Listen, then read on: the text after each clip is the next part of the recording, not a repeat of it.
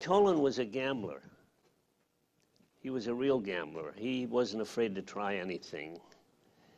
I remember when they were doing Citizen Kane, I was working in the trick department at Selznick, and they shot it at Selznick's studio.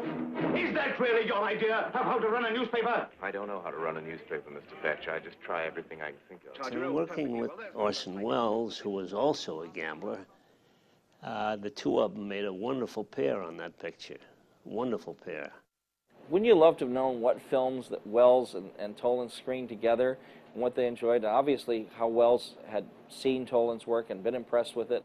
The idea that Toland understood all the rules he could break.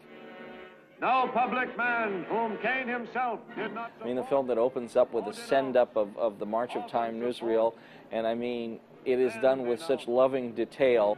I mean, in terms of textures and contrasts and dupes and scratching film intentionally and all this. I mean, what a wonderful time they had to have sitting around there thinking up all of the different things that they were going to do in that film. They must have had a very good trust for one another, because a director has to kind of embrace their DP to let them go, and what Toland contributed is so amazing to that film, you know, the deep space and the camera blocking. It takes a certain kind of director to want to put up with being that demanding on their actors. That's complete choreography of acting to camera.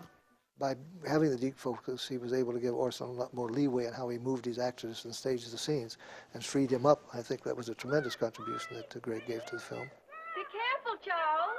Kane. Pull your muffler around your neck, Charles. Kane, I think we shall have to tell him now.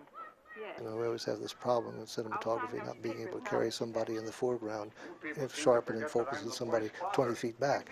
And Greg had for a number of years been working on new lenses, faster lenses, that would allow him to pour more light in and stop down and get a greater depth in these scenes. And that's one of the things I think that gave Citizen Kane the kind of dynamics that it had, extraordinary dynamics compared to other films at the time.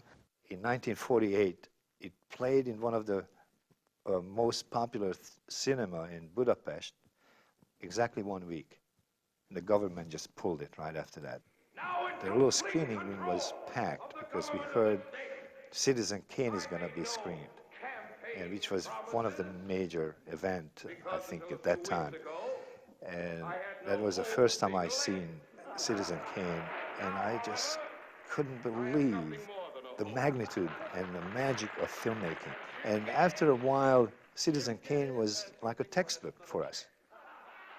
It's so sad they never got to collaborate again. And Welles' regard for him is expressed very plainly in the end title card of the film, where Welles shared his title card with Toland.